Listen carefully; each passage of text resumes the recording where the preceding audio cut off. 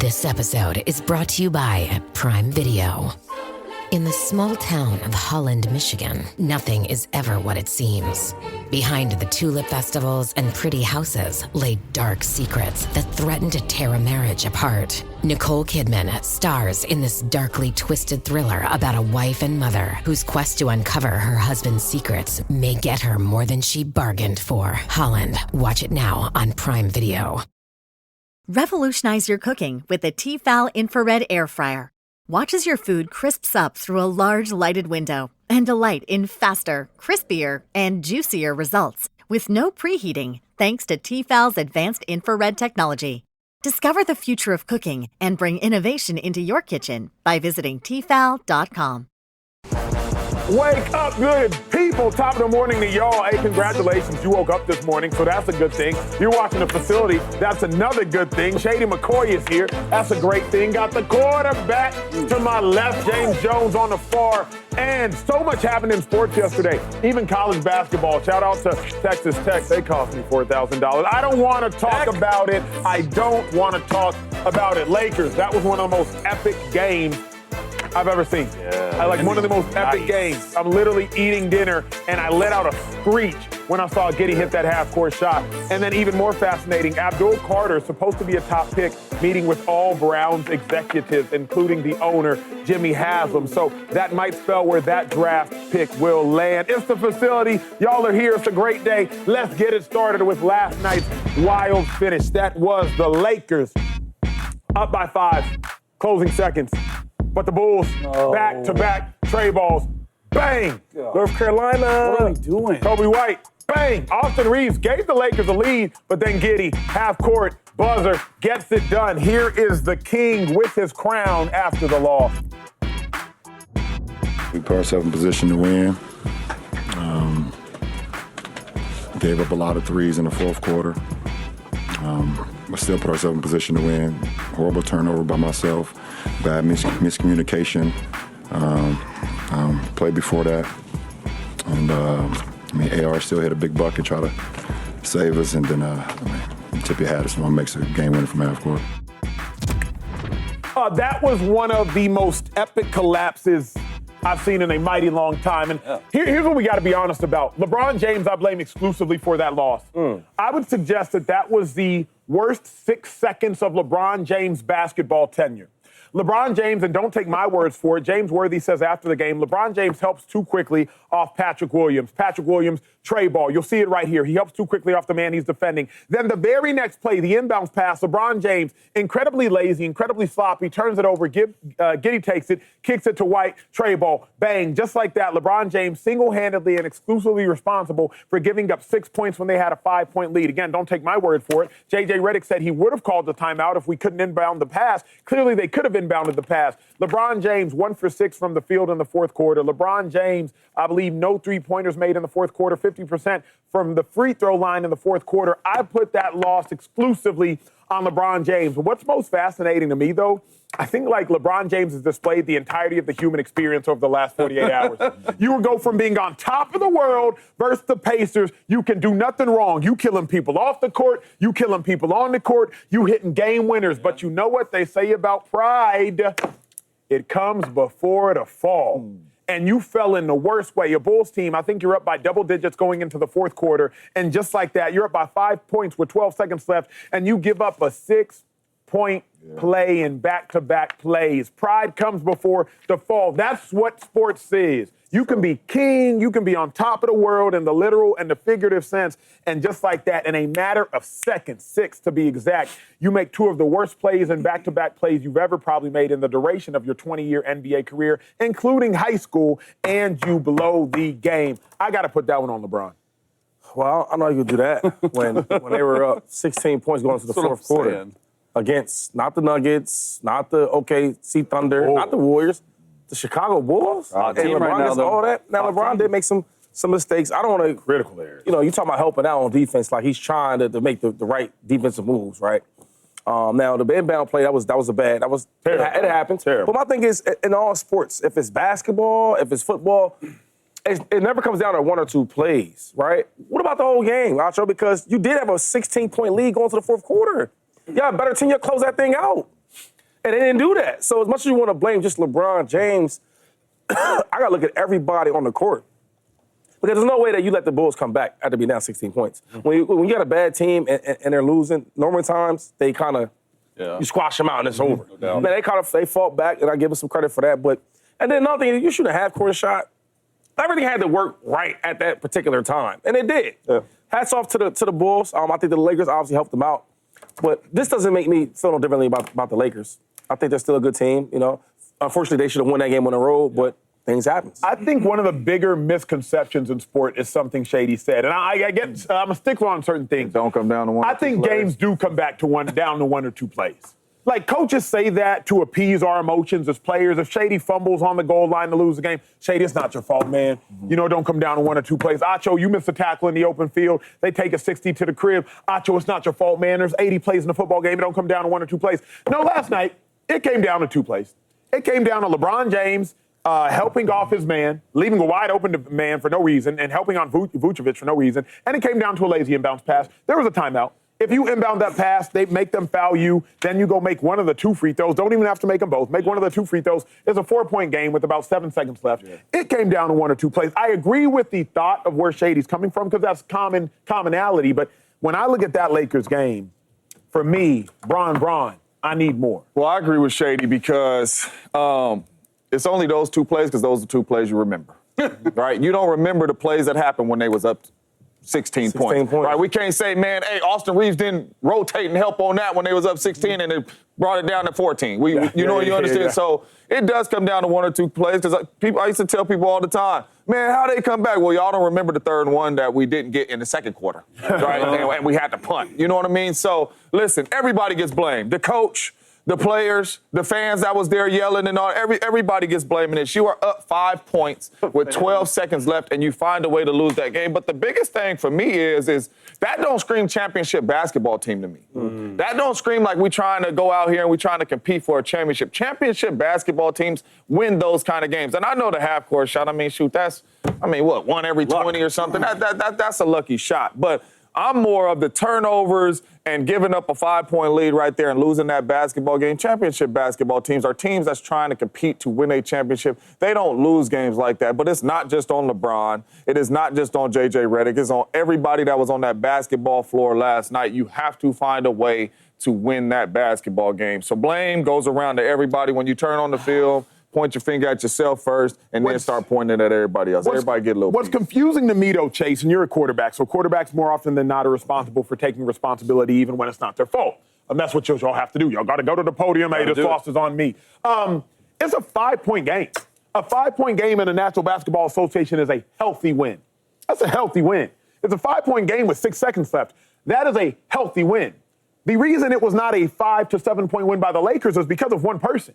So we can talk about rotation this in the second quarter and rotation that in the third quarter and Jackson Hayes' inability to play efficient defense, shout out to his offensive performances in the start of the second half. But at the end of the day, if LeBron James plays like LeBron James for the last 7 seconds, it is a healthy win. If he doesn't help off onto Vucevic, and if Austin Reeves just plays a defender and Vucevic goes down and makes a quick layup, it's a healthy win. So I can't look at the plays in the first quarter because those don't have the same weight as the plays in the fourth quarter in any sport. In any sport, the first quarter touchdown is not nearly as relevant as the fourth quarter touchdown. Touchdown in the first quarter matters. It still counts. It counts. Box score. It still counts. Touchdown. But I can erase all the bad I've done, Lamar Jackson, in the playoffs by having a great fourth quarter, or I can erase all the good I've done by having a bad fourth quarter. Look, it's easy to sit up here and say, man, it's a huge, epic collapse. And it was. They were up 16 in the fourth quarter. But, man, they should have won that game. 1,000%. Like forget about the LeBron. I think you're overreacting a little bit. Forget about the LeBron stuff, which you can't, but just for a second, move that to the side. They were still able to inbound the ball with 3 seconds left and get AR-15 a layup, which I thought was the game winner. Mm-hmm. We'd be sitting up here talking like, man, they almost lost the game with the epic comeback AR-15. He's the best third wheel in the NBA. We're doing this, we're doing that. And they make a half-court shot. Yeah, like I agree that they should have probably closed it out, but I'm with them. Like, I blame the coaches, and I blame mainly the defense, specifically the fourth quarter perimeter defense. You got to get outside. You got to close faster on open shots. King James was one of them, the last one, the most important. But the Bulls were 11 of 14 from the three-point line in the fourth quarter. 11 of 14. It seems to me they took a little bit of effort off and say, oh, they're not going to make these shots. Let's be real. You can say what you want about this Bulls team. They won 8 of their last 10 coming into this game. Yeah. So they were a formidable point. And it does not get any easier for the Lakers. Ooh. 7 of their last 9 games are against playoff teams or play-in teams. Uh-oh. So I agree that this epic collapses on everyone. They need to figure out their defense, and they need to figure out what the heck they're doing in the second half because they keep blowing leads and they come back and stuff. But let's just calm down a little bit and just understand that they should have won the game. It's a half-court shot. Here's why I can't yet 2-5. And here's what infuriated me the most wasn't even what occurred in the game. It's what happened after the game. It's listening to all of the sound. I'm not going to toss to it. I'm just going to remind you all of what was said. I'm a snob for the post-game comments, Shady. And after the game, J.J. Redick said what Chase said. I mean, the Bulls shot 11 for 14 from 3 in the fourth quarter. If that happens, that's good in open gym. That should be a coach. But why did they shoot 11 of 14 in the fourth quarter, JJ? It helps to get wide open threes, JJ. They didn't shoot 11 for 14 because they were shooting with their hands tied behind their back and they were heading the ball into the basket like they were playing soccer. Why did they shoot 11 of 14, JJ? LeBron James said, Chase, what you said after the game at the podium, at his locker, actually. He said, I mean, it's a half-court shot. You got to tip your hat to him. That three-pointer shouldn't have been enough to win the game. You were up by 5. You weren't up by 2. You weren't up by 1. With about 7 seconds to go, you were up by 5. The three-pointer shouldn't have been enough to win the game. They shouldn't have been close enough to win that game. I'm not going to sit here and say I got to tip my hat to them. It's a half-court shot. Why were they even within half-court shot beating you distance? So there's just a lack of accountability. I hear what you're saying, but first of all, to make a half-court shot, what do you think the percentage is on that to make it? Okay, bro, that's with no time left. And then you spoke about how you don't really believe in that. Like there was more plays that lost games than just that 1 or 2 plays. Of course there was. And I'm thinking about this. So imagine this: in the fourth quarter, you up by 16 points, and they went 11 for 14 from 3. Bro, that's unheard of. But why? But even open, even wide open. Whatever the reason is, that's what they did. So when you look at the whole entire game, okay, whatever happened in the first 3 quarters, cool. We get to the fourth quarter, you shooting like that. It's going to be hard for anybody to beat a team like that. So true. Here's my thing, Shady. You hang out with NBA players the most. I've hung out with some at times, especially when I was training in the league. Watch NBA players in open gym.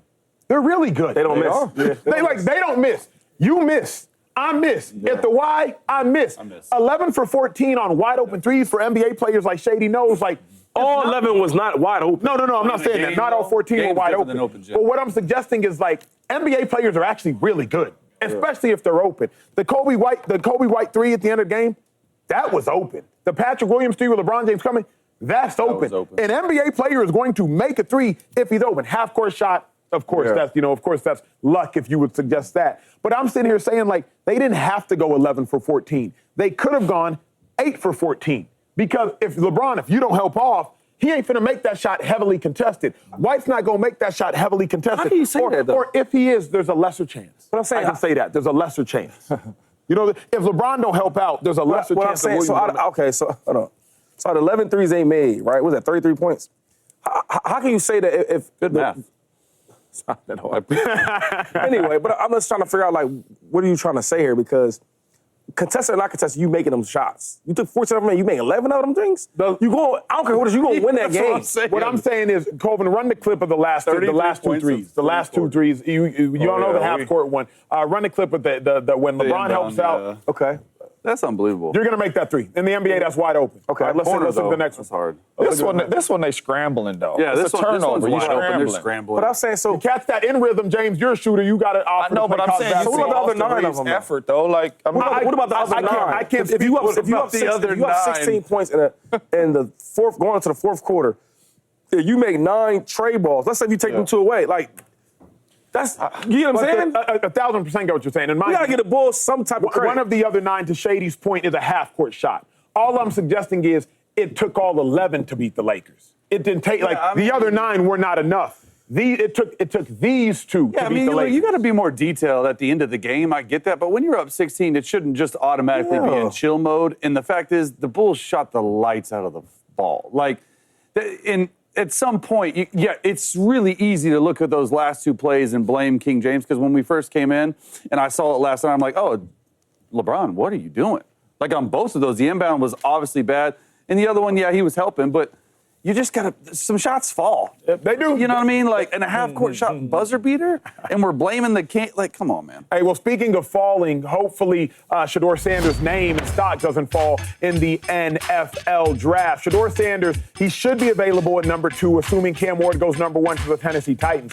Cleveland Browns, they have the number 2 draft pick. But what's been fascinating is Abdul Carter, superstar defensive end from Penn State, has been in a private meeting with the Brown staff. I believe it's either tonight or Chase, was it last night? I think it's last night. I think it was last night. Jimmy Haslam, the owner, along with the general manager, Andrew Berry, along with the, I don't know if head coach Kevin Stefanski was there, but the high-profile and ranking officials for the Cleveland Browns, meeting with a player not named Shedeur Sanders. Chase, should the Browns draft Shedeur at number 2? Or should they pass? We were just talking about Abdul.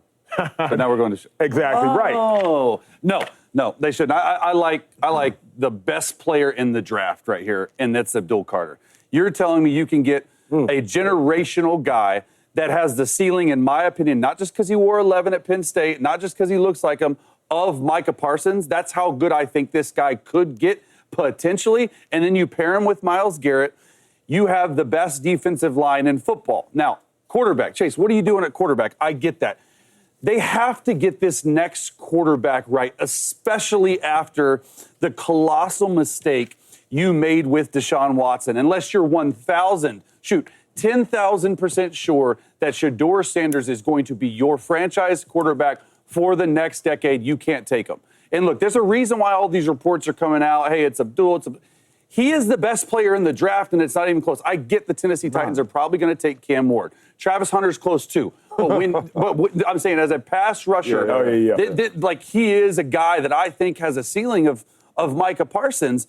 I believe you ride with Kenny Pickett. It sounds as crazy as it may. Or you go out there after draft. If you do not draft a quarterback in second or third round, you trade for Kirk Cousins.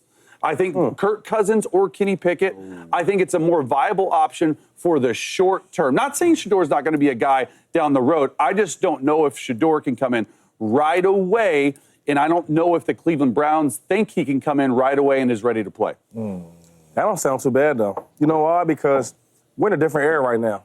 And I think that you look at Justin Fields, I thought he would be a backup, right? And now he's starting. I look at Sam Darnold. I for sure knew he was going to be a backup. He goes to the Vikings. Now he has a chance to be another starter with the Seahawks. Baker Mayfield, I knew he would be a backup. Playing well. We gave him another opportunity. Now he's the starter for the Tampa Bay Buccaneers. Kenny Pickett, give him another shot. Yeah. Right? I think sometimes we kind of lose faith on these guys because they play so bad early, and then they give them another shot, and these guys are making plays. I think you go with Kenny Pickett, and now with that next pick, that number 2 pick, you go out and get something else. Because I don't want to see Shedeur go to the Browns. I'm tired of seeing so many great quarterbacks or high-drafted quarterbacks go there, and then their career is down the drain because the organization is not that good, just being honest. I think go defense. That's what y'all do best. You're going to get you some defensive players. Cool. Defense well. If you want to go out there and get Carter, okay. If you want to get Travis Hunter, fine cool. Too. Yeah. I'm all right with that. But I think you kind of build with getting Kenny Pickett. I think Kenny Pickett going to the Eagles, learning what a real franchise looks like, what a winning franchise looks like, playing under a Super Bowl MVP, Jalen Hurts, learning from that, being with Nick Sirianni, learning what's going on over there, taking all that stuff, now going to Cleveland and implement that with the offense. Yeah. Go with Kenny Pickett and draft some other weapons to uplift your team. I hate what I'm about to have to say next. I hate it. Oh. I hate it. I hate it. I hate it. You be hating. The Browns have to draft Shedeur Sanders. They don't. No, they don't. And here's why I hate it. Not because they have to draft Shedeur Sanders, because here's an unfortunate truth about the NFL, particularly for guys like me who play defense. A good quarterback has more of an impact on winning than a generational defender. Sound like Myles Garrett. It's an unfortunate truth. Myles Garrett has had 2 16-sack seasons in his NFL career. I believe those are his highs. Both of those seasons, they missed the playoffs. But the one time the Browns had a quarterback that had 25 passing touchdowns, Baker Mayfield's best season, they won a playoff game. Very simply put, if Abdul Carter has 70% of the career of Myles Garrett, it will be a wild success. A wild success. Myles Garrett is a first-ballot Hall of Famer, Defensive Player of the Year. But let that statistic be branded on your mind as a football fan. A good quarterback, not a great one, not an elite one, a good quarterback has more of an impact on winning than a generational defender. You can be the best defensive player in the world, but if you do not have a good Q, you ain't going to have an impact on winning. So I say that to say Kenny Pickett has not proven he's a good Q. Not at all. Kirk Cousins has proven he's a good Q. So to Chase's point, if you can get Kirk Cousins, get Kirk Cousins. But assuming you don't want to foot that $30 million or whatever bill it is that Kirk Cousins is making, I don't want to get lost in the weeds of the numbers, then Shedeur Sanders being a good quarterback is going to have more of an impact on winning than having a generational player. Again, I was drafted to the Cleveland Browns. Joe Thomas, generational. Joe Hayden, really good. You could suggest he was elite, especially in his prime. They didn't win no games. Yeah. Let Baker Mayfield have a good season. All of a sudden, they win a playoff game. How about a couple of them, though? Because I've seen Brian Urlacher and Lance Briggs with... yeah, different era, but I would agree with that. Super Bowl with Rex Grossman. I've seen Ray Lewis and Ed Reed go to the Super Bowl with Trent Dilfer. Now, you would suggest, because I know, especially as a defender, it is not as easy to play defense now. Defenses do not have the same impact. That's not my bias. It's just an unfortunate truth. Yeah, but defenses is how you win Super Bowls. Patty Mahomes, the year before last, the main reason they was in the Super Bowl game and won the Super Bowl because they had a really good defense. As well as Jalen Hurts played down the stretch in the playoffs, defensively is why they were in that Super Bowl and won the Super Bowl, in my humble opinion, had a dominant defense. For me, you have to pass on Shedeur. You have to either get Travis Hunter or Abdul Carter in that building. You have to. You traded for Kenny Pickett. You offered Russ $8 million, will let you know, man, listen, we're comfortable with Kenny Pickett here under center. It's crazy to go get Kirk Cousins because we still paying Deshaun Watson, $90 to $100 million to recover, and then I'm going to go trade for a quarterback and pay him $40? So I think that's out of the equation, especially we can't forget how Kirk Cousins, you did get benched for Penix. Correct. You know what I mean? So it ain't like we trading for you and you playing lights out. So I think you pass on him, you go Abdul Carter, or you go Travis Hunter. You ride with Kenny Pickett. You play really good defense. I keep hearing about this quarterback draft next year. If it doesn't work out for you, you go get a quarterback next year. But I think Shedeur is going to go into a bad situation here, too. No, I don't disagree. And I don't want to see the young fella fail. To that point, it's like, what bad situation is Shedeur not going to go into? All these teams that need quarterbacks, dog, they're bad. The Titans are bad. The Browns are bad. The Giants are bad. The Saints are not good. I like the Raiders are bad. The Jets are bad. Market-wise, too, though. Forget about the market. On-field play gets you paid, dog. You can't say you don't want them to go. All these situations are bad. Now, that's a different comment. I don't know about that. Cleveland is worse. The Giants ain't that bad. Dog. Brian Daboll's a really good coach. Yeah, we're not saying about the coach. We're saying about the organization the last 3 years. What was their record? 18-40? I know, but... 18 and... Yeah, but you had freaking Daniel Jones. Who won with him? He's weak. But here's my other thing, though. We can't rewrite the history right now of what the Browns quarterback situation is. Kenny Pickett's not good. He's not good. He hasn't been good. I'm not going to let one game with the Philadelphia Eagles where you have A.J. Brown, Devontae Smith, Saquon Barkley, the best O-line in football and the best offensive line coach in football. I'm not going to let one game blind me. Like, Kenny Pickett is not good. See what I'm saying? Real quick, though. Yes, that's the thing I really dislike when we do on this show. Go ahead. You want to sit there and say, Kenny Pickett's not that good, right? He's right? Not. And you 10 toes on. Yeah, right now he's not that good. But when we talk about Justin Fields, I don't think Justin Fields is that good. But he got him a shot. Sure. Okay. Sam Darnold. I mean, God, it was awful, right? Sure. Last year, $10 million. Whatever it is. But you see what I'm saying? Now you get some credit. Baker Mayfield, I know you love Baker Mayfield and all that, but he was not that good with the Browns. Then he moved around for 4 teams in like 4 years, the number one pick. Right. And now you say, okay, well, he's a decent player now. Why can't Kenny Pickett get the same type of respect? He can, but remember this. They ain't showing it. Yeah, but I'm saying right now. But also remember, if you weren't good away from the Browns, you're not going to go be good with the Browns. Like, I played for Cleveland. That's the one thing I have on y'all on the show. Y'all got Super Bowls. Y'all got Hall of Fames. Y'all all go pros. I have playing for Cleveland. Me, got that. Here's. So if you weren't good in Pittsburgh as a QB, you're not going to come to Cleveland and all of a sudden turn into a world beater. You guys just argued with my dude a week ago about how special the coach was, how offensive a guru this coach was, and all that. Had 4 quarterbacks playing solid football, got into the playoffs, 2-time coach of the year. Told me, James. Why can't Kenny Pickett go over there and learn from Kevin Stefanski and play well? He has solid pieces around him. You're going to have a really good defense, especially if you draft Abdul Carter. I don't understand why he can't play better. Well, and then look at the theme. What was the theme all of last year when we sat up here and did this show in the NFL? The theme of the NFL was trenches. Well, that too. But trenches. That's funny.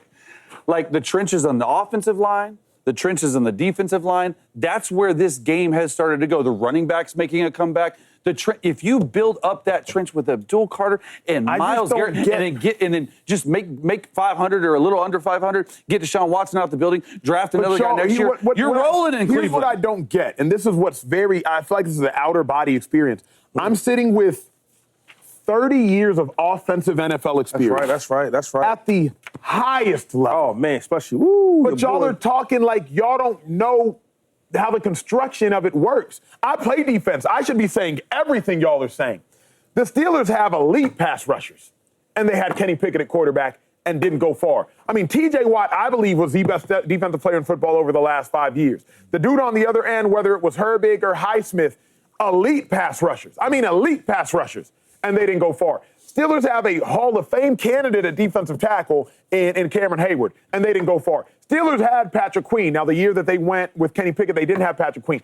Steelers have everything y'all are hoping the Browns have. The Steelers have, and they didn't go far. Remember when the Browns had Myles Garrett? I think they had the dude that was out in the Packers, Darius Smith. I think he was there for a heartbeat. Correct me if I'm wrong. Like, the Steelers have Denzel Ward, four-time Pro Bowler, a top seven cornerback. Like, not that the Browns do. The Browns have great defensive players. The Browns had a great defense.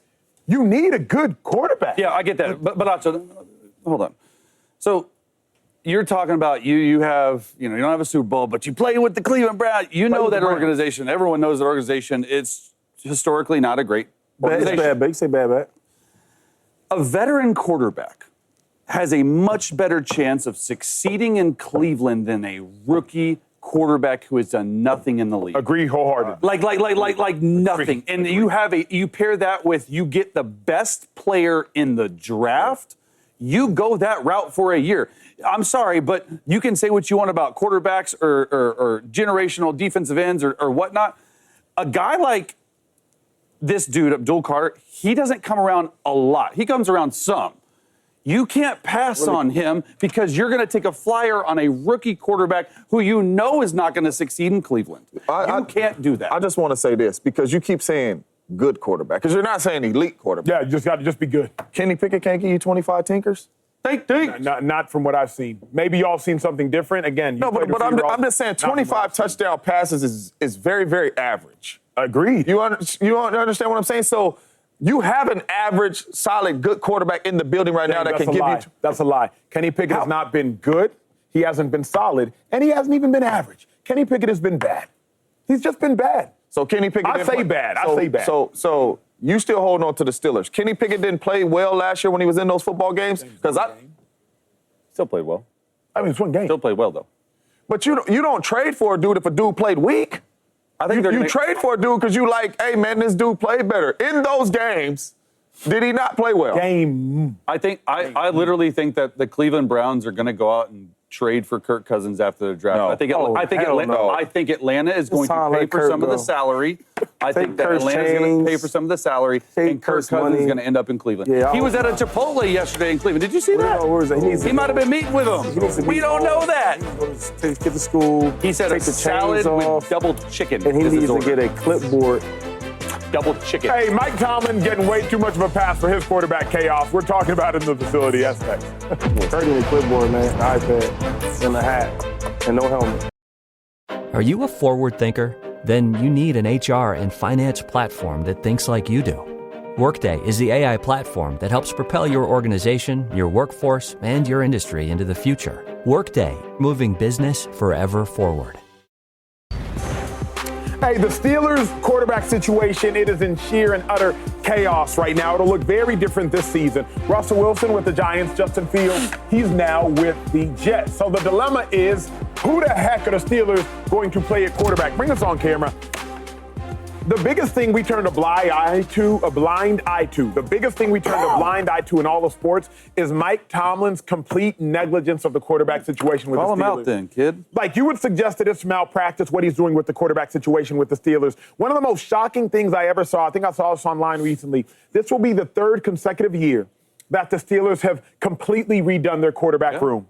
The third consecutive year. 3 years ago, you had Mason Rudolph, you had Mitch Trubisky, Mason Rudolph, you had Kenny Pickett. 2 years ago, you had Russell Wilson, you had Justin Fields, you had Kyle Allen, and this year you have Mason Rudolph and Skylar Thompson. In the last 25 years of the NFL's history, you haven't seen a quarterback room have complete turnover for 3 consecutive years outside of the Arizona Cardinals, and that's because Carson Palmer retired in 2017.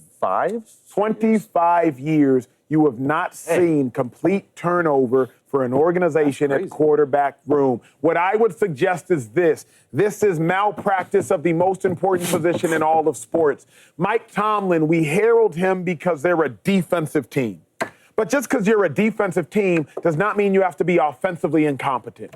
Just because you're a defensive team does not mean you have to be offensively completely anemic at the most important position. Rather than the Steelers being a good defensive team, can they just be a good team? Rather than us saying, yeah, but they're a defensive team, can we just say they're a great team? I think, James, Mike Tomlin is to blame for what's going down with the quarterback situation. You're absolutely right. Mike Tomlin gets all the blame in this situation right here.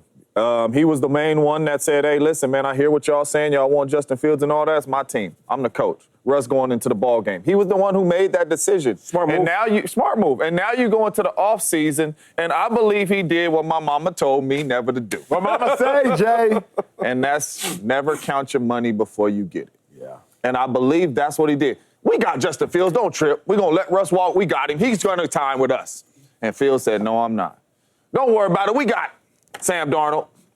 Ain't nobody, a bunch of people ain't going to be knocking on his door. We're going to get him. And you didn't. And you counted your money before you got it. Now you're sitting here and you're waiting on my dog Aaron Rodgers, and he probably don't know, do I want to play? Do I want to play for the Steelers? All this stuff going through his mind. And you're sitting here with Mason Rudolph because you counted your money before you had it, and you didn't end up getting paid. Right? And you done put all this stuff on layaway, and now you can't go get it. And that is what the situation that he's in right now. He's in a very, very bad situation at the quarterback spot. And to be honest with you, what's the answers? Because the answers to me is not a Kirk Cousins trade to go over there and Kirk Cousins play bad. You told me that. Right? It's not a second-round draft pick. It's not a late-round, first-round draft. But we don't know what these dudes are going to be. And you ain't showed us that you can develop these dudes.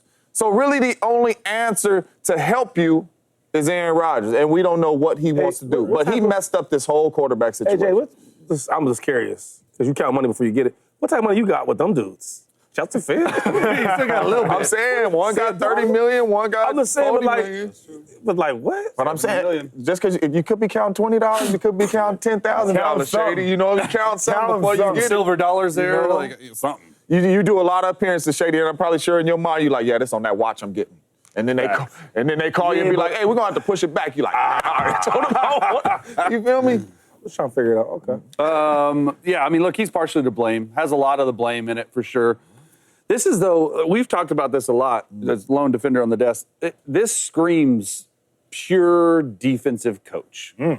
Like I've been around some defensive coaches, and defensive coaches, they don't pay as much attention to the offense, and they think that we can just win on defense. We're a great defensive team. What happens if your defense falls off like it did last year? Now, Russell Wilson won those games. That was a correct move to go to Russell Wilson at the time. What happens at the end of the year? You keep making it to playoffs, wild card rounds, getting lost. Their last playoff wins in 2016. Okay, you lost Ben Roethlisberger. Where was the plan in place? And it's not just Mike. I believe that it's front office as well. Now, Mike's the guy who probably has the say in it.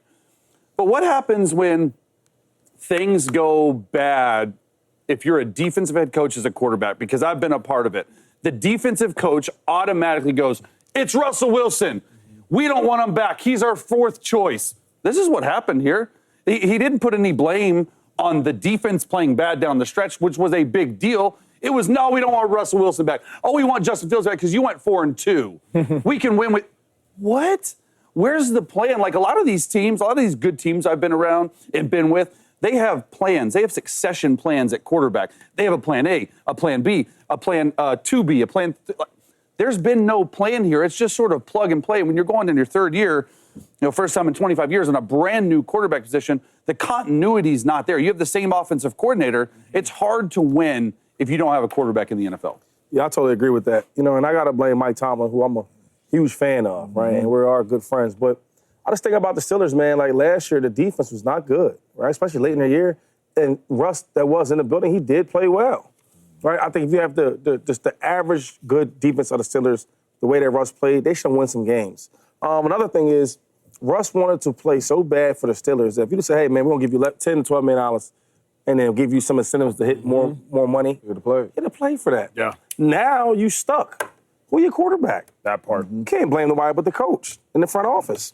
And like, the disrespect of even thinking of having Justin Fields over Russell Wilson, future Hall of Fame Russell Wilson, that don't make no sense. So you ask this question, whose fault is it's got to be Mike Tomlin. And Mike Tomlin needs to understand, too, all the defensive coaches that are having a lot of success in our league, they don't got to worry about the offense because the quarterback's legit for those teams. Facts. When you think about the C.J. Strouds, the Lamars, the Josh Allens, even Baker playing at a high level, you're playing and winning games because, yes, you worried about the defense, but you don't have to worry about the offense because the quarterbacks are legit over there. The defensive coaches that don't have a quarterback, the Geno Smith, the up and down with Kirk Cousins, Raheem Morris, you're not having a lot of success because you don't have that quarterback. You need to have a legit quarterback if you're a defensive coach, especially if you had him with Russ. Hey, well, speaking of Russell Wilson, he is the starter right now in New York, but he's not necessarily getting starter money. And Russell Wilson said recently yesterday, hey, I expect to be the starter, but do we expect to be the starter this season? Russell Wilson last year didn't start the whole season. Can he this year? That's Hall of Fame Russ. This episode is brought to you by Progressive Commercial Insurance. Business owners, meet Progressive Insurance. They make it easy to get discounts on commercial auto insurance and find coverages to grow with your business. Quote in as little as 6 minutes at progressivecommercial.com. Progressive Casualty Insurance Company. Coverage provided and serviced by affiliated and third-party insurers. Discounts and coverage selections not available in all states or situations. You see Russ, Sierra, sunglasses on. They out there. Security. That life. Security. Hey, Russ, the latest star quarterback for the New York Giants. But remember, they also signed Jameis Winston, and they have the number 3 overall pick in the draft. Hey, what's so fascinating about this situation is Russell Wilson, do we expect him to start the entirety of the season? It's very curious because, Shady, they didn't pay Russ starting quarterback all season money. Y'all know about the love languages, and if you've been out here long enough, I'm sure someone's brought it up to you. Gifts, quality time, acts of service, words of affirmation, physical touch. Those are the 5 love languages that are commonly known. The only love language that matters in the NFL is money. That's the only one. You know how much a team loves you by how much they pay you. Russell Wilson can't be loved that much because the Giants only paid him $10 million. Average starting quarterback money this season is $30 million. Justin Fields making $20 million. Then Russell Wilson, 50% of Justin Fields and 33% of an average starter with $10 million. Clearly, the Giants don't love him that much. Shady, because the Giants aren't paying him like a starter, I can't realistically expect Russ to be a starter all season. He's not getting starting QB money. I heard that. I don't expect it. What you expect? I heard that. Before I even get my take, who gonna start? Jameis Winston? I could see that a little bit, or I could see a draft pick.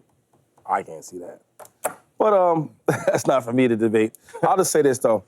A guy like Russ who loves the game of football, he makes that evident and clear every time he speaks. And ain't like he made some chump change. Brother made $300-something million. I don't know if y'all know that or not, but he got some paper. And I think that it's a situation where maybe he balls out and maybe they come to him in the middle of the year. I've seen it happen before. True. Hey, let's give you some more money, man. You earned it. And I think Russ is the type of guy where, look, let me show you. Right? Let me show you who I really am. A lot of players, and I like that. A lot of players, I'm going to sit out until I get the money I want. I think Russ really loves this game. He wants to play. So I don't mind the money, and I do think he will start the whole year. I think the Giants need a player like him, a deep ball. Talk about Malik Neighbors, really, really standout wide receiver. It's funny. I remember when he was getting drafted at the Rickey Symposium. I'm talking to the guys, right? And you were there with me, actually. And I had a chance to talk to all the guys individually. And I was talking to him about his quarterback situation, and he was not happy. This is when he had Daniel Jones, right? And I won't get to our conversation, but I think when you hear Russell Wilson comes to your team, everybody on the offense is excited. You a wide receiver, James? You're excited. Yeah. You get what I'm saying? And now I feel like when he's in that room, you're going to see some different plays.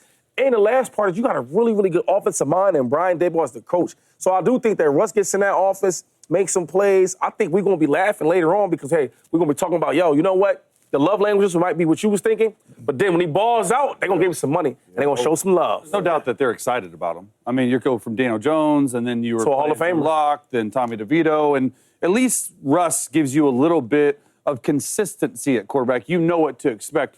But it is impossible to tell right now if I expect him to be the starter the rest of the way through. It's literally impossible to answer, and I went back and forth on it. We won't be able to answer this until the draft. If they draft a quarterback at 3, Shedeur Sanders, or if they draft a quarterback in the first or second round, there is no way Russell Wilson will be the starter the whole year. It's just not happening. Now, if they don't draft a guy, I expect Russell Wilson to win the job and to keep it the entire year.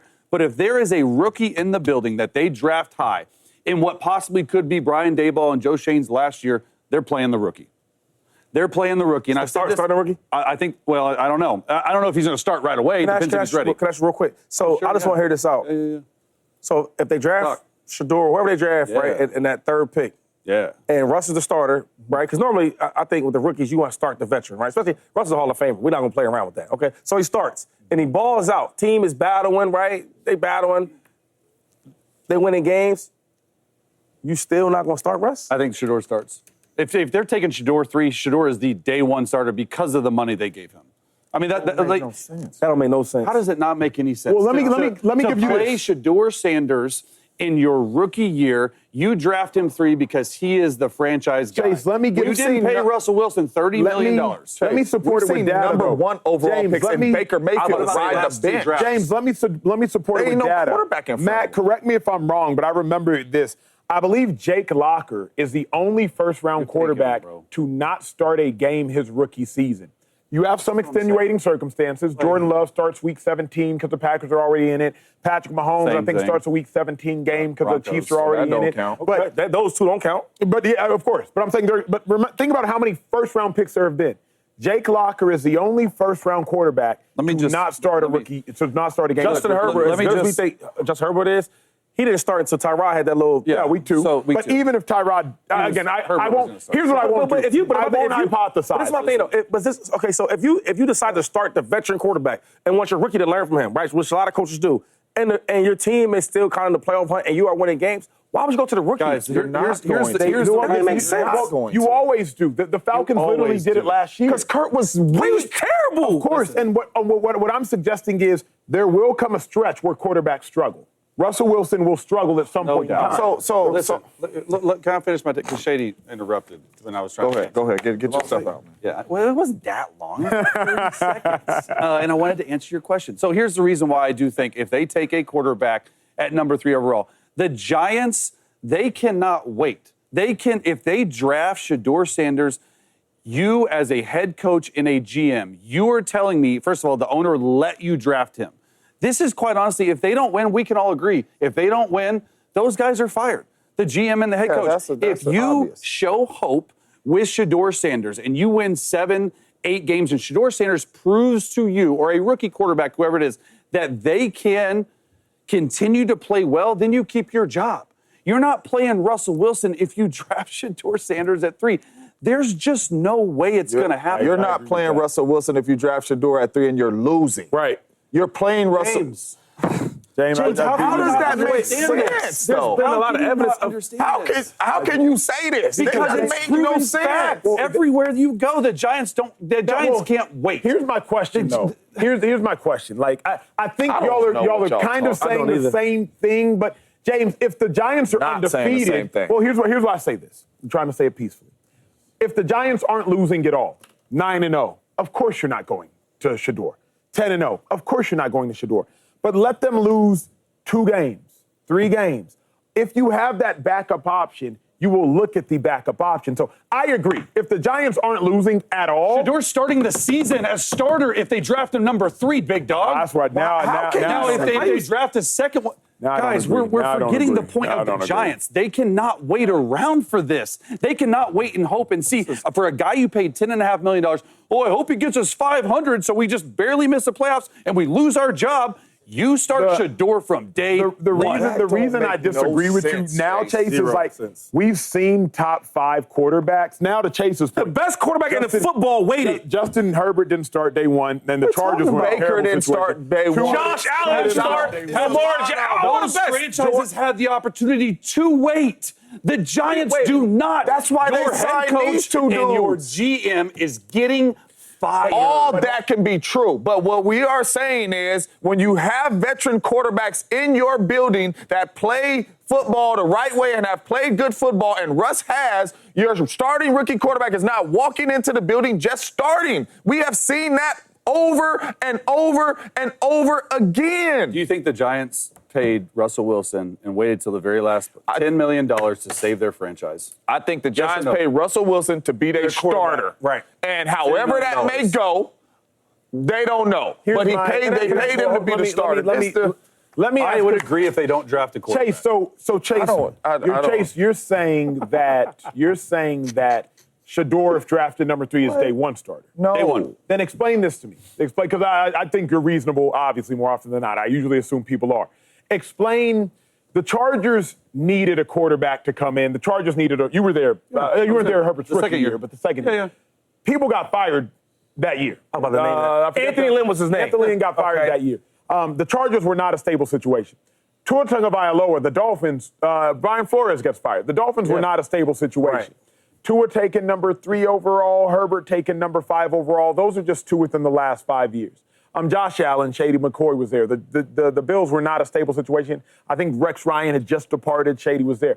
Explain, like, the Giants aren't the only franchise that's been in turmoil that's drafted top 5. So explain Herbert, then explain Tua, explain Josh, because we've seen top 10 quarterbacks, top 5 quarterbacks not start. In those teams, the head coach got fired, but the GM was safe. The GM is not safe. First of all, I don't even know, and this is well known, I don't even know if the owner, John Mara, is going to let them draft a quarterback at 3. Because if they let him draft a quarterback 3 and then they go and fire the GM and they fire the head coach, the next GM and the next head coach has to be tied to a guy they didn't pick. Think about that. So that's in play as well. But if they draft Shedeur at 3, my whole thing and my whole take's been the whole time, and I've said this from day one since we've been starting talking about this with the Giants organization, because it has been so bad lately, the only way that the owner will see hope and resilience and, hey, I can see into next year and we keep Brian Daboll and we keep Joe Shane is if you go in, you draft a rookie quarterback, he wins 7 or 8 games, and he shows improvement. That is, in my opinion, the only way they keep their job. I don't disagree with that. I don't disagree with that at all. The thought process for me is like you wouldn't even want to start. You want to start Russ day 1. You know what I mean? Like you don't want to start Russ on the bench. And that's why I don't think they're going to take a quarterback at 3. Okay, so I'm just saying if that happens, the scenario, I don't think they draft a quarterback at 3 because they have these guys. But we're going into this scenario, what if? So you think as it stands now, Russ would be the starter? Yeah. Like you anticipate Because I don't think they're good. What's funny, James? We're saying if they do draft. No, we're saying nobody said draft. I brought it up because there's different scenarios at play here because I said it's impossible to tell. James, that was my whole take. Do you anticipate that the Giants draft a quarterback at number 3?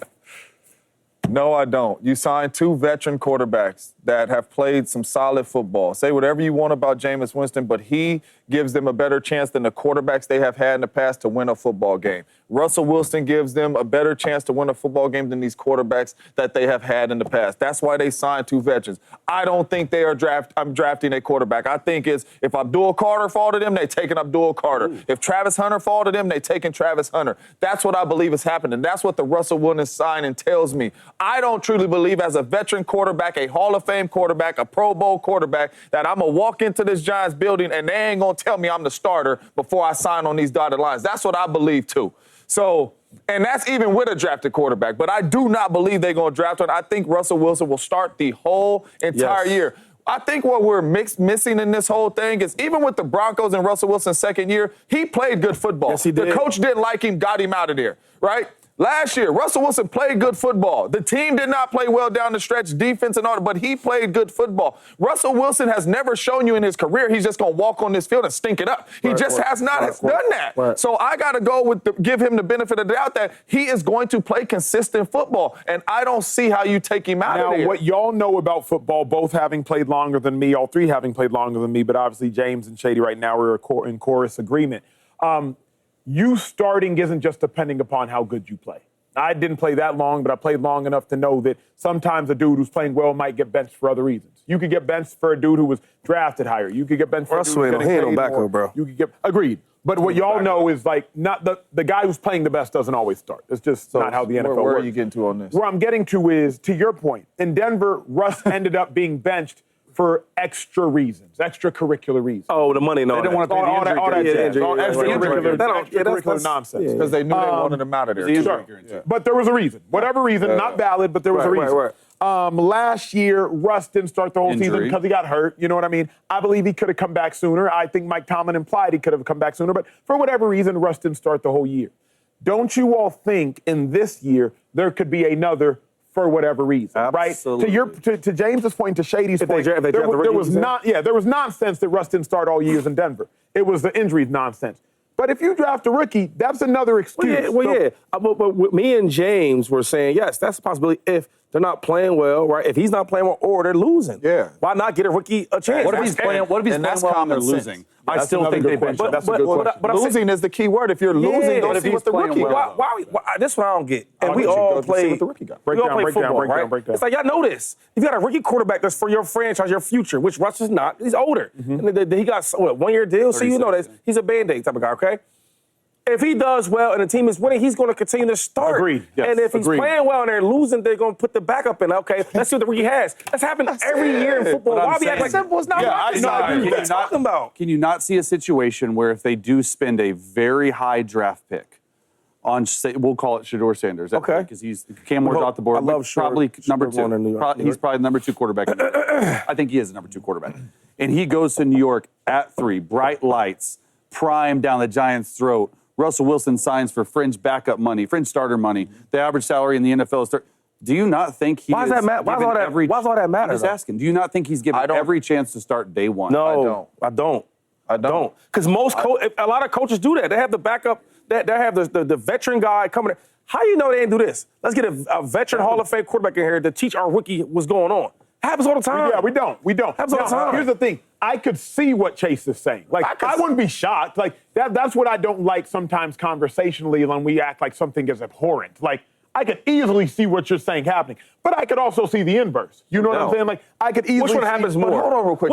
Which one happens more? I think the vet starts. Of course. I think the vet starts. So we've all been in facilities and we've all trotted out there to a training camp practice. And I'm assuming we've all trotted out there to a training camp practice with a high draft pick, whether it's a receiver, whether it's a running back, whether it's a quarterback. They never start. No. They never start with the ones. No. They always are either with the 2s or the 3s. Right. And yeah, they may put them in situations to make some plays to get themselves up there, but they always start with the backup. First pick, first round, second round. They always start with the backup. Here's what we also know, though.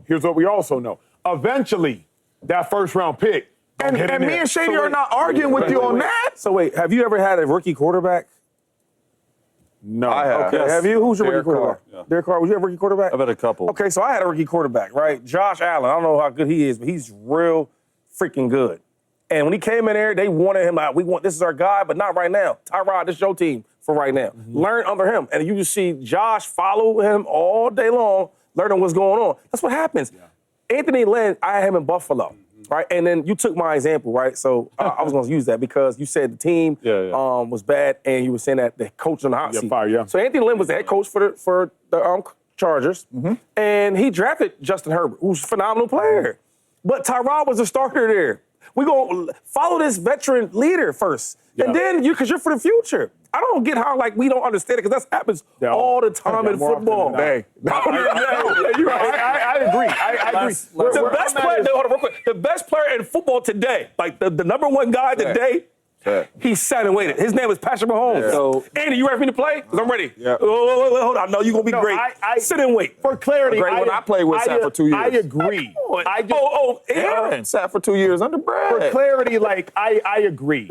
I don't think it's asinine to think Shedeur will start day one. But I do agree more often than not that cat gonna sit. But I think it's really quick because you could go. I think it's crazy for you to say that he's walking in there day one starter. Look, now, if you say with the way the season goes, you can see Shedeur starting. Right. I agree with that. But you saying number 3, Shedeur Sanders, hat on, he's a starter over us, I disagree with that. Yeah, I agree. Look, here's what the Giants, in my opinion, should be thinking.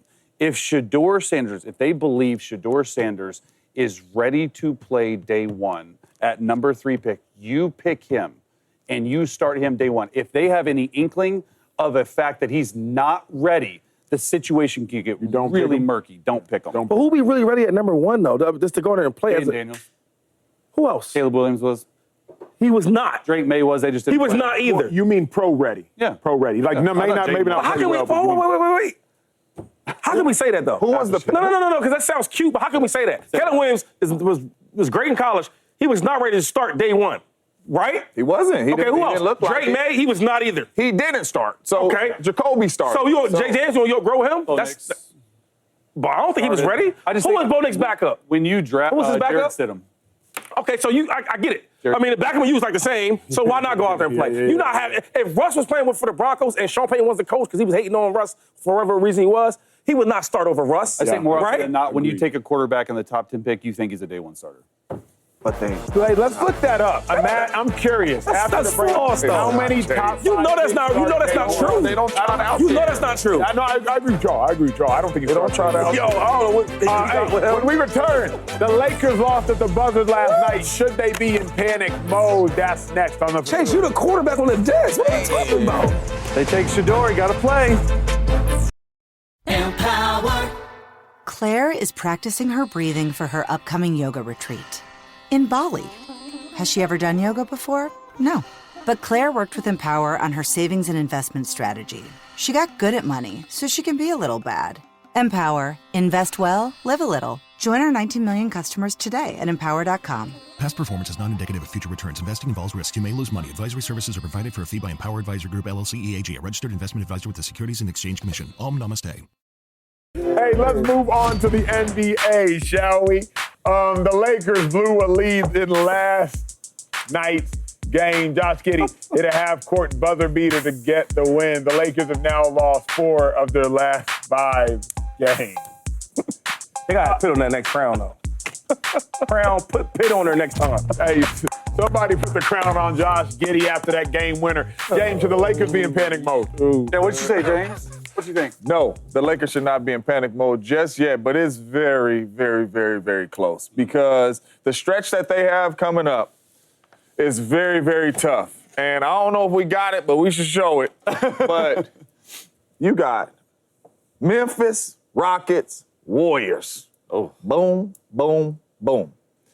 Y'all need to start playing some good basketball. I'm not ready to boom on that panic button, but it's getting close. Y'all need to start playing some good basketball, especially defensively.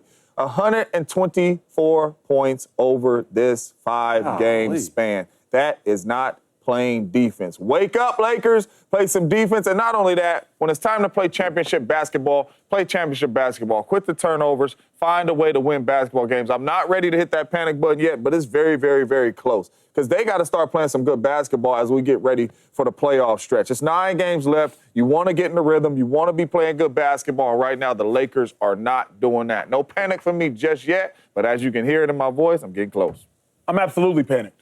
I knew that. I could have guessed that. Of course you are. Let me try to convince y'all. Let me try to convince you why. I'm on the line right here. You got to be panicked about the Lakers for one of 2 reasons. Either LeBron James is still hurt, and the body takes longer to recover as you get older, so that's one reason to panic. Or if LeBron James is not hurt, then the Lakers are out of sync and all out of sorts. So it's one of 2 things, but one of the 2 have to be true. Think about LeBron James' first 3 games with Luka Doncic after Luka was off the minutes restriction. 29, 9, and 7. 56% from the field. Think about LeBron James' last 3 games with Luka Doncic. 18, 8, and 8. So either LeBron is still hurt, and that's the reason for the significant drop-off, including a substantial lack of field goal percentage, or LeBron is not hurt and he's out of sorts. Think about it. Luka was left without a parental chaperone for about 2-3 weeks. That's LeBron James. And LeBron James shows back up, and now Luka's like, wait a second, big dog, I've been running this household. And now you want to show back up? I'm doing my thing. We've all been there before. We've either have kids or we've been kids. And the parents leave for a while. Parents want to come back around, and it's like, hold on, man. Hold on, Mom, Pop. Hold on, Mom, Pop. I ain't had a curfew in about 2 weeks since you've been out on vacation. And now you come back and give me a curfew again? All changes. Get in your room. Yeah. Like we've all been there before. So I am panicked because either LeBron is still hurt, and at 40, 41 years of age, it's harder to recover, or LeBron is healthy, and he's just out of sorts and out of sync. That's why I'm not panicking. So for one, like even if you're saying it's true, we worry about LeBron James in the playoffs? No. If he's not healthy is what he's saying. I'm going to ask again, are we going to be worried about LeBron James in the playoffs? Fatiguing, yes. Anything else, no. Well, I'll just say this. I've never worried about LeBron James. If one person we had to worry about in basketball be LeBron, what are we talking about? Good point. LeBron going to figure it out, right? Now, maybe he's injured. He's trying to get himself back together because that happens. We're human. I don't know if it's because he's older or not, but a lot of dudes, when you get injured, you got to get back in the flow of things. But secondly, when Luka was taking over the team when LeBron was out, they wasn't just beating everybody. They was just managing. Mm-hmm. So I do think that LeBron and Luka's only been playing together for 15 games. That's what people don't understand. They're still kind of fresh. When this thing gets down to the playoffs, we're going to see the Lakers because you talk about a guy that, because I always worry about the defense part of it because Luka don't really play no defense and you got to find a way to help him out on the defensive end. Yeah. But it's been working for him, right? And I look at before he played with the Lakers to even now, I think when he gets to the playoffs, I watch Luka carry bad teams or not talented teams. And now you team up with LeBron James, I think they will figure a way to make this thing work. It's still fresh. I think in the playoffs, when you're playing the same team over and over again, you can game plan differently. Shady, you know a lot of basketball, so let's have an honest conversation. What you're saying, I think, is grossly inaccurate. Okay. LeBron James in the playoffs, as of late, he wears the heck down. Love me, LeBron James. Right. Love LeBron James. You know exactly right. I want to say that, though. Now we got Luka there. Because some of the work on offensive side, Anthony Davis, he'll ball out in the first half. I watched games, he has 25 points in the first half. And it ended the game with 26 points. Yeah, stuff like that. With Luka there, now I don't have to wear down. But here's what we know. Okay. We know LeBron James has worn down. Nuggets in the playoffs, I felt bad for LeBron. Okay. He's doing everything he can. He's worn down. I believe he's 1-8 in his last 9 playoff games. So what I know about LeBron, I don't have to worry about him, but I know beyond the shadow of a doubt, he's human. He wears down. I've seen it the last 2 playoff series. I also know the construction of this Lakers roster defensively is not the same as the construction of the Mavericks roster defensively with Luka Doncic in the starting lineup. So my my question for you is, how can you not be panicked at this point? Because we know LeBron wears down in the playoffs, and we know that Luka wears down, and Luka has taken teams, but Luka's taken teams that have more defense in the starting lineup than the Lakers do. And that's the thing. You said LeBron has wore down in the playoffs of lately, right? He's like 1-9 or something like that. Now, the nuance to that conversation is just some games they played with the Nuggets a couple years ago where, hey, they should have won some of them games. 1,000%. Okay? But when Luka's in the lineup, things are differently. Now I have to beg and cry and beg for Anthony Davis to give me some more points offensively.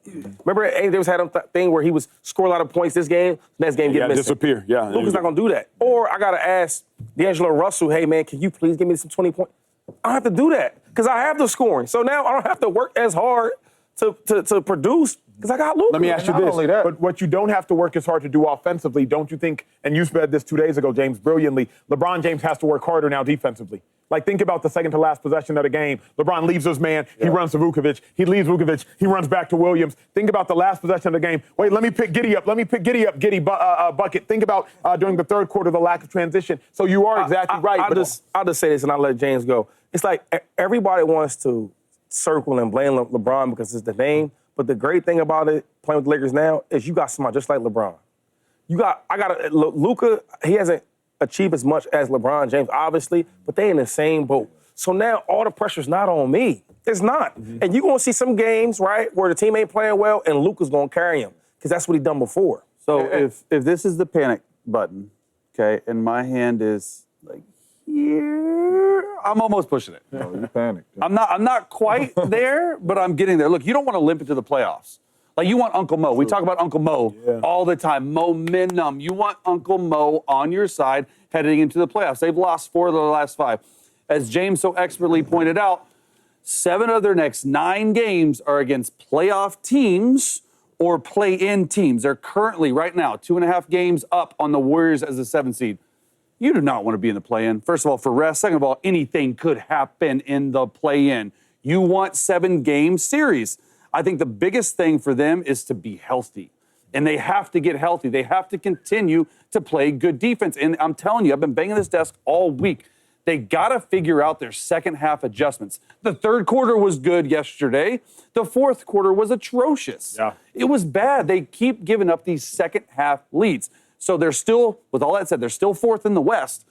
But, dude, you're 3 games back from being in the play-in with 9 left, and 7 of those 9 are against playoff teams. Yeah, it does not get easier for the Lakers from here. Hey, when we return, it gets better for the show from here. We're going around the facility. Hey, are Brock Purdy's best days behind him? Who should be the Colts Week 1 starter? Is it Daniel Jones? Is it Anthony Richardson? A lot to get to around the facility next.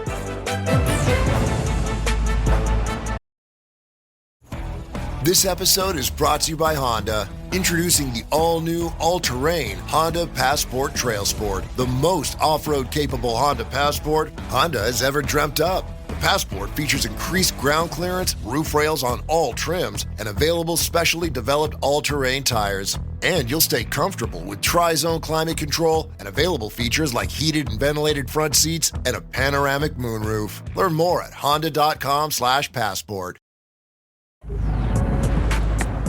Hey, it is time to go around the facility. It's my favorite part of the show. We got 3 different topics, 3 different conversations with the fellas. The first question, hey, Brock Purdy, he had a Super Bowl appearance, Chase Daniel, in his 2nd year. So are his best days behind him? Look at Brock right there singing touchdown. That was a dime. That was absolutely. Are we, and this was a dime, too.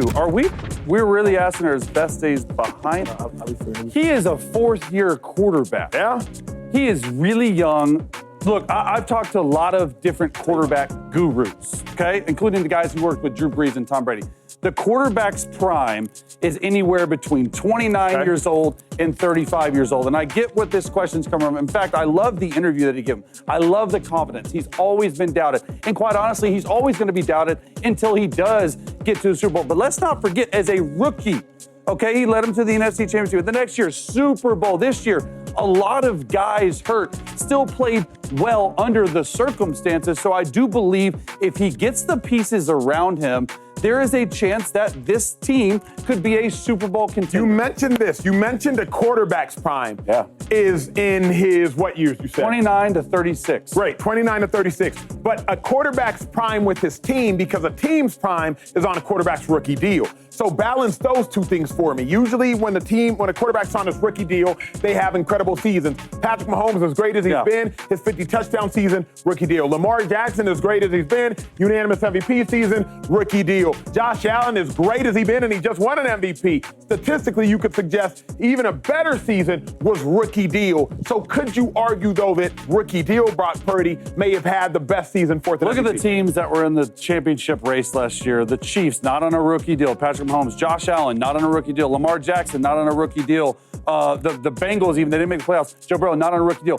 You don't have to be on a rookie deal to go out there and compete. It's how you construct your roster. Ultimately, Brock Purdy is going to have to step up and make those plays needed, especially if he's making $55 million. Well said. Well, speaking of stepping up, hey, Ashton Genty, he says he wants to be the best running back in the NFL's history. Shady, he said he wants to be the best that's ever played the game. I mean, look at him right there. Feet work, obviously, he has the stature. At Boise State, he finished 2nd in the Heisman voting, 2,600 yards, nearly broke Barry Sanders' collegiate record, I think he said, in 1988. Shady, you like Ashton Genty's confidence? I love it. You know, one of my main advice I give for young players, they say, Shady, man, what should I expect for NFL? How should I be? I said, the same attitude and confidence you had in college, bring that to the pros. Too many times players want to just fit in. I don't want to mess up. I just want to make the team. Nah. If you was a superstar in college, be a superstar in the NFL, and that's what he's talking about. And I love that. I mean, this guy, check this stat out. He has 4,000 yards in the last 2 seasons. You know how crazy that is to do?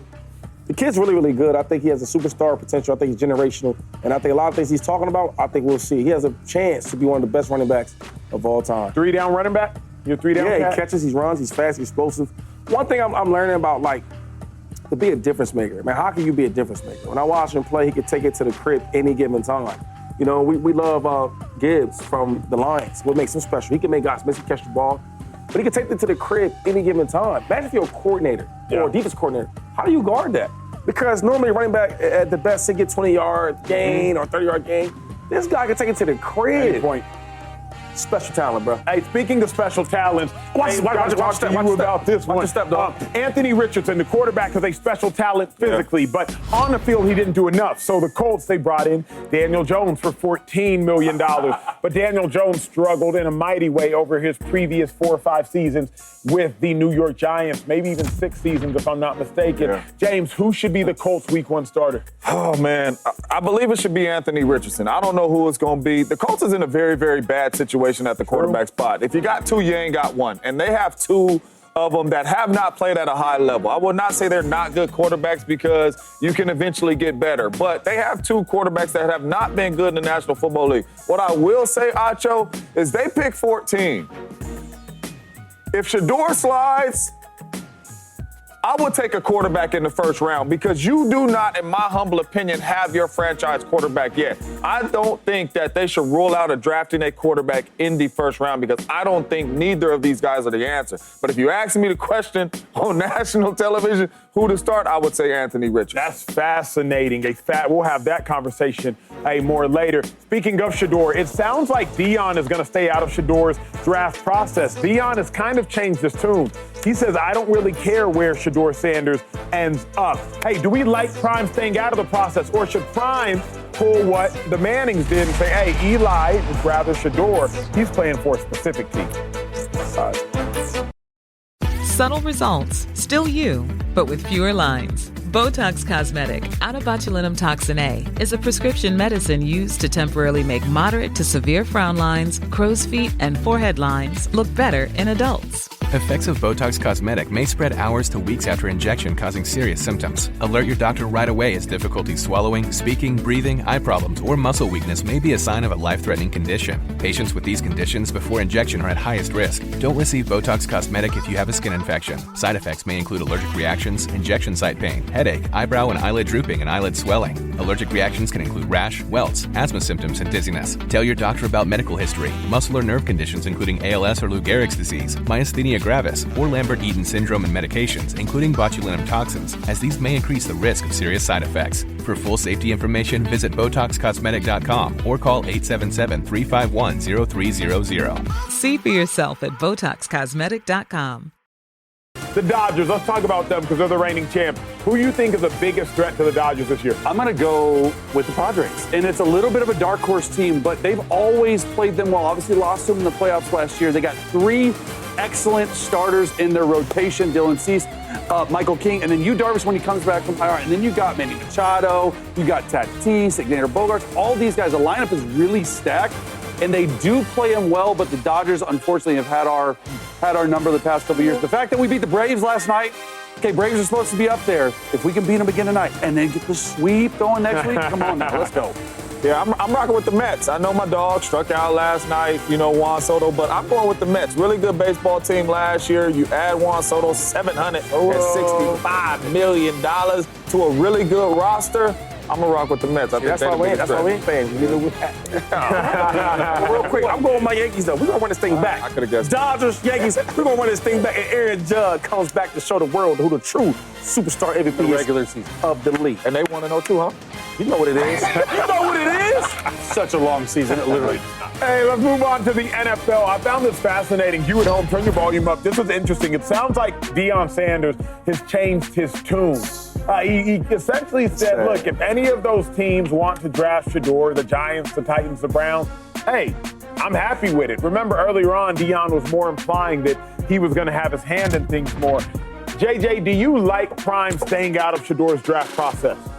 I love him staying out of it, and I believe it's the right thing to do because you don't know where Shedeur's going. Shedeur's not the bona fide number 1 quarterback in this draft to where we saying, man, hey, you got to take him. unlike those other quarterbacks whose dads or whatever came out, they were the bona fide number one. We don't know where Shedeur is going. And if he does try to do any of that, Shedeur could drop. Like, I'm looking at the draft right now. So let's say Prime says, nope, heck no, my son ain't going to Cleveland. All right? Then you got the Giants. They got 2 quarterbacks. We just had the discussion up here. None of us think that they should take a quarterback. You should take Abdul Carter or Travis Hunter. So New England don't need one. Jacksonville don't need one. The Vegas just got Geno Smith. The Jets just signed that don't matter. Justin Fields. You got Carolina Panthers, obviously, with Bryce Young. And then you get down to 9, New Orleans. What's New Orleans going to do? You got Derek Carr, but do you want a quarterback? So my thing is don't play with your son's stock and make him drop in this draft. Stay out of this. If Cleveland want him, Cleveland take him. If Giants want him, Giants take him. But stay out of it and let him go wherever the team is going to pick him at, because I don't want to see Shedeur's stock drop. That's the problem, James. And I'm going to answer the questions first, right? And I hate that he's staying out of it. And the problem is people think like that. For example, my father was a great dad, right? Mm-hmm. And he still is. But when it came to right, you get it. But when it came to the draft, everything the coaches said and my agent said, that's what we doing, son. That's what we doing. Because he didn't know. He didn't know no better, right? He didn't know no better.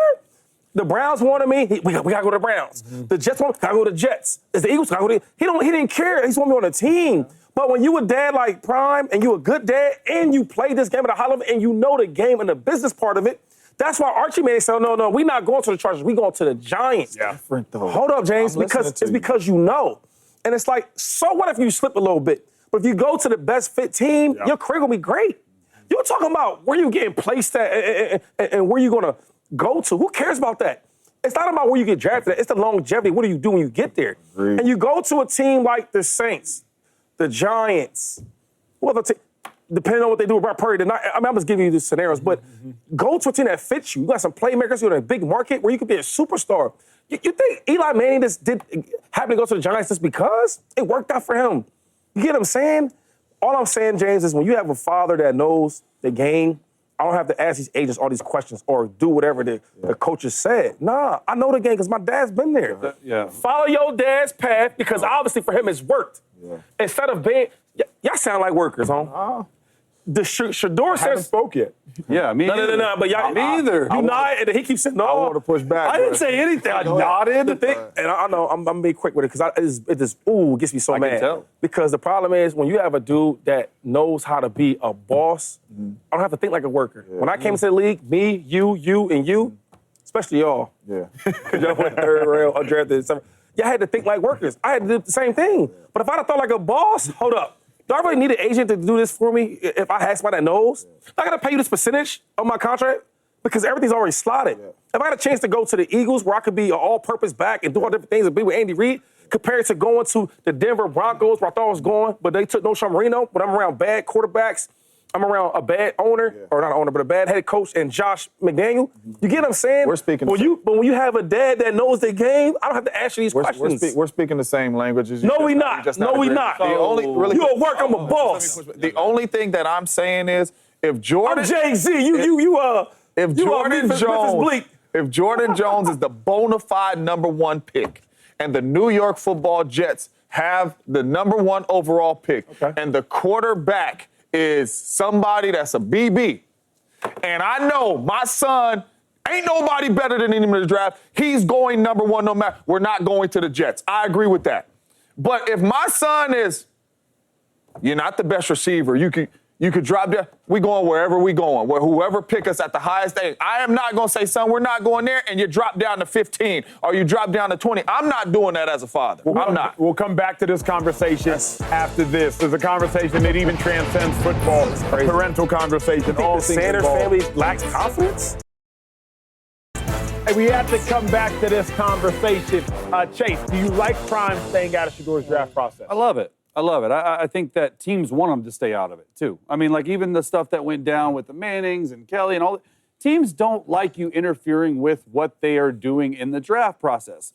And I think whether we like it or not, teams absolutely consider Deion as a factor when they're contemplating drafting Shedeur, right, wrong, or indifferent. It might be a distraction, but it might be a good distraction. It might be a bad distraction. I think that's just how it is because Deion is very confident in who his son is. He's very confident in who he is. That's the problem. The problem is it's a really tricky situation because obviously you want the best for your son. You want your son to go to the absolute best case scenario so he can be successful in the NFL. I'm not so worried about Prime being involved with where he's drafted because I do think Shedeur will have success in the league. My question is, how involved will Prime be after Shedeur is drafted? That's what I'm going to be looking at and interested at it. I think it's the right move for Prime right now, and I think it's the right move for sort of what you said. It's like, hey, he's not the bona fide number one prospect in the draft, so you don't really want to mess with maybe if I do this or maybe if I pull the wrong string, it might paint Shedeur as unattractive. What do you mean by after he's drafted? Like, what can he do after? I just think in general, like Prime has got a lot of pull in the league. So like after you get drafted, we don't want him in this. We don't want this offense coordinator. I'm not maybe saying the first contract, but like, Shedeur doesn't do well in this. I just don't know how he's gonna act and how he's gonna. Now he's got a program to run, so he's busy 24/7. But I think it's an interesting situation. We're talking NFL too. I know. It's just crazy, man. How like it's such a big deal that Deion wants to help his son out and get the best thing for him and kind of control what's going on. Because I watched Jim Kelly do it. He didn't want to play for the Bills. It was too cold. Came from Miami University, and he didn't want to play there. And he made sure he didn't play there. It wasn't a big deal. Went to the UFL or something like that. Or Archie Manning. He did the same thing with his son, with Eli. It wasn't a big deal. People loved it. Or John Elway. Yeah, I forgot. He went to the Colts and said, I'm going to. But it was an issue there. But now that's the problem. All I'm saying is this, man, and I don't even want to make this a big deal because we talked about this so many times. I just feel like y'all trying to take something from Deion, right? And then y'all scaring him with, if you're too involved, your son might drop in the draft. That's what it sounds like. But the problem is this. Deion is so confident in his ability to get his son in the best place, right? Because he's done it for so long. And then his ability of his son to be really, really good in the league. So now maybe I don't go the number 1 or number 2 pick, right? Because I think them teams are bad for my son. But, man, we might slip all the way down to 21. Who's the 21 pick again? The Steelers. Yeah. Good defense. Maybe I don't get the money right away, but who cares about that money right away? Because he's going to make money on NIL, and he's going to make big money on a second contract. So I just feel like Deion Sanders, the things he's trying to do, I respect. Because if I had a son that was in the NFL, you don't need to listen to what they said on TV. You don't need to listen to James Jones and Chase and Acho. You don't need to listen to them people. You know why? Because your dad knows. Yeah. And I'll make sure you go to the best team, best for you. I don't care what the owners say. Care about that? And that's how Deion thinks. Prime is telling us he's staying out of it, though. But why? But why? I don't know. What do you think? Because he doesn't want his Maybe son he doesn't have the power like he thinks he does. The problem is, right, because some other dudes, it was okay for them to do it. But it's not okay for Deion. They got crucified for it. They did not. Yes, they did. Not. They did it's not. Just not. It's a different era back then. Yeah. There's not 24 hours of news talk and sports talk that we're talking about every single block. Confident black dude, the Deion with a lot of arrogance. They don't like that. They got crucified for it. I don't remember that. I'll just say this. The thing with Deion Sanders is I think he's pulling back a little bit because he's hearing the rumors. His son's going to drop a little bit because his dad's too much involved. That happens all the time. But I'm saying, if they don't care about that, he would stay out of it. That's what I'm saying. He doesn't want that for his son. I think it's taking and give with his son because this ain't my career, it's my son's career. So either and you have kids, yes, right? Sir. I know what's best for you, son. But sometimes the kid, he got his own opinion, he got his own feelings. 100%. Well, Dad, let me do it my way because they saying this, they saying that. I might drop if you too involved. You know what? I'm gonna fall back because I still love you though. 100%. And that's what's going on. That's what's going on. That's what I believe is going on. That's why I'm saying I'm cool with that because I don't want you messing with that if you. But John Elway and the boys got to pass though. I think there's a little bit of like, what if he should Prime pull the strings and say, we don't want to go to Cleveland, we don't want to go to New York, maybe we're going to the States, pull the strings, and then Shedeur doesn't work out, it's going to look awful on Prime. Like, I think that's a little bit of it as well. Like, well, what if he does? Like, that's why I think he's saying that. You know what that is, though? I like to go on this part. I'm a bet on myself, dog. No doubt. Yo, when I was coming out, I wanted to go first round. They told me I was going first round. I had my mindset on that, right? And it didn't work out like that. And I was mad because No Sean Marino was making more money than I was, and Beanie Wells, all these dudes. At the end of the day, I got the last laugh. I doubled everything they made because I bet on myself. I hear with Deion saying it, probably this thing with his son, he don't want to go back and forth with his boy. It's his career. But I tell you what, if he let his dad run this part of his life, because his dad did it at a high level, he going to be good. That's well said. Hey, well, Aaron Rodgers, he's been playing at a high level, but the time with the Jets didn't go as expected. Can Aaron Rodgers go out like this? A recent report says Rodgers is actually contemplating retirement. Can he go out like this? Changes every day. Like this? 2025, fellas. My brother.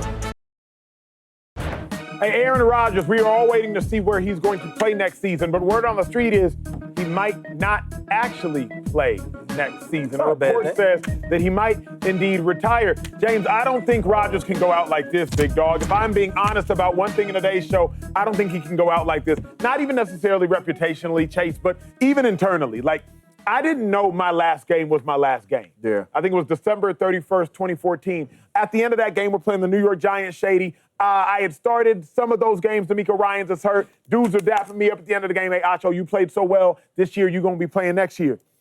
Well, 2 months later, the Philadelphia Eagles trade LaShawn McCoy for Kiko Alonso. That's a linebacker, so uh-oh.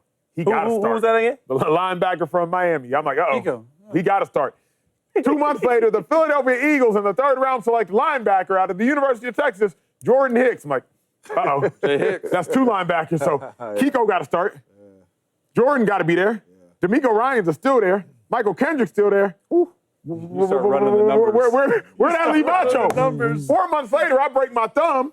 Philadelphia Eagles release linebacker Emmanuel Acho. And next thing you know, they end up bringing him back. I don't play anymore because I was inactive instead, and I decided to retire.